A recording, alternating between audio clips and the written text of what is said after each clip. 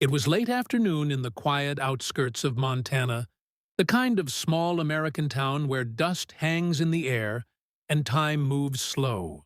10-year-old Ethan Miller was wandering through the dry fields behind his home, calling out for his missing dog, Scout. His mother had warned him not to go too far, but Ethan had always been brave, sometimes too brave for his own good. As he reached the edge of the woods, he heard heavy breathing, followed by the sharp snort of a horse. Startled, Ethan turned to see a large chestnut stallion, its mane tangled and eyes full of panic. The horse's reins were torn, and its body bore fresh scratches, as if it had escaped something, or someone. Ethan took a cautious step forward. "It's okay, boy," he whispered, holding out his small hand. The horse stopped once, then slowly lowered its head, letting the boy touch its muzzle. "Good boy. You're safe now." But before Ethan could think further, the horse jerked its head toward the distance and neighed sharply, as if calling him to follow. Then, with surprising gentleness, it nudged Ethan's shoulder and began walking toward the road, stopping every few steps to make sure he followed. Ethan, unsure but trusting his new friend, climbed onto the horse's back. The stallion trotted with purpose, heading toward the edge of town. They passed the gas station, the diner, and finally stopped outside a biker bar, its neon sign flickering with the name Steel Serpents MC. Inside, half a dozen Hells Angels bikers were talking over loud country rock, their black leather vests glowing under the amber lights. When the doors swung open and a frightened boy entered, the room went silent. Every tattooed face turned toward Ethan, still clutching the reins, tears forming in his eyes. "Kid, you lost or something?" one of them growled, his voice rough but not unkind. "The horse. He wants you to come," Ethan cried, his voice trembling. "Please, follow me home. My mom, she's hurt.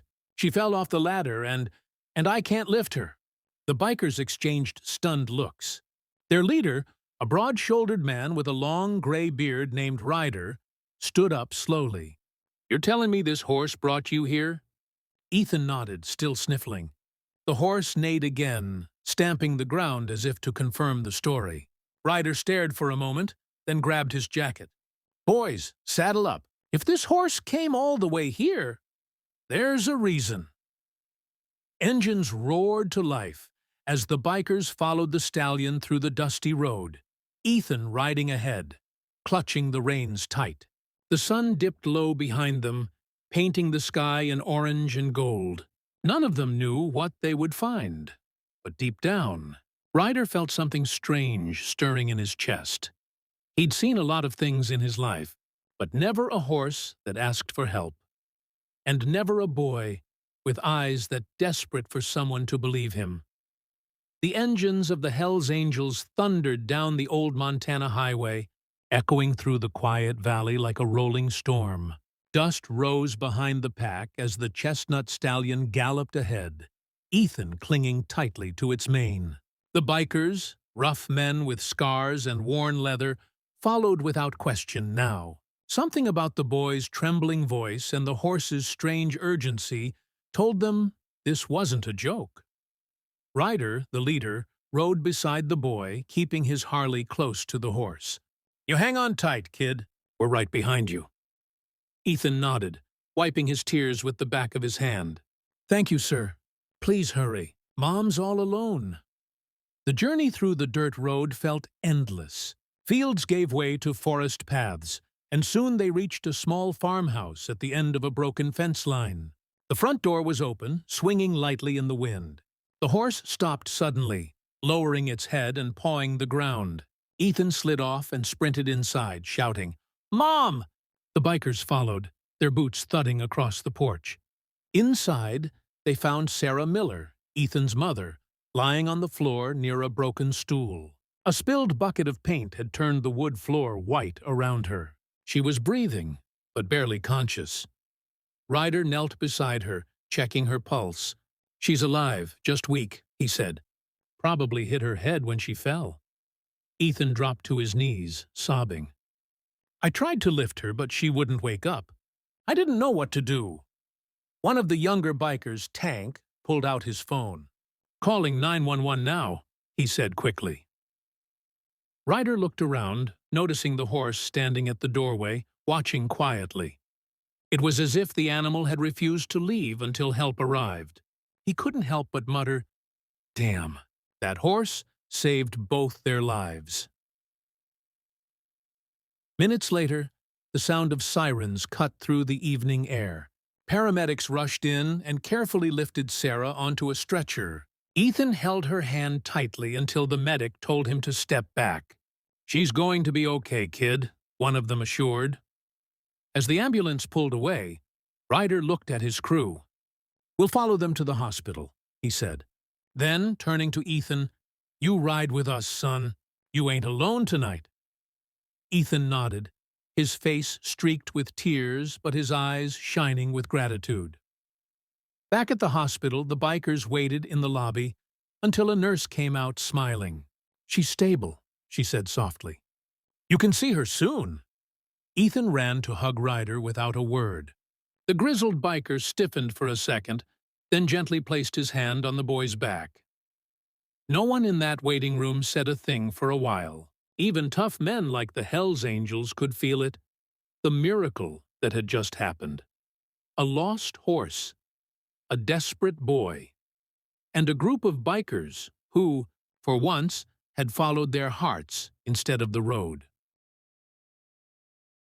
3 days had passed since the accident, and the small Montana hospital had become a place of quiet gratitude and unlikely friendship.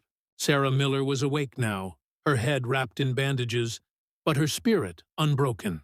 She kept asking about the men who'd saved her and the horse that refused to leave her front porch.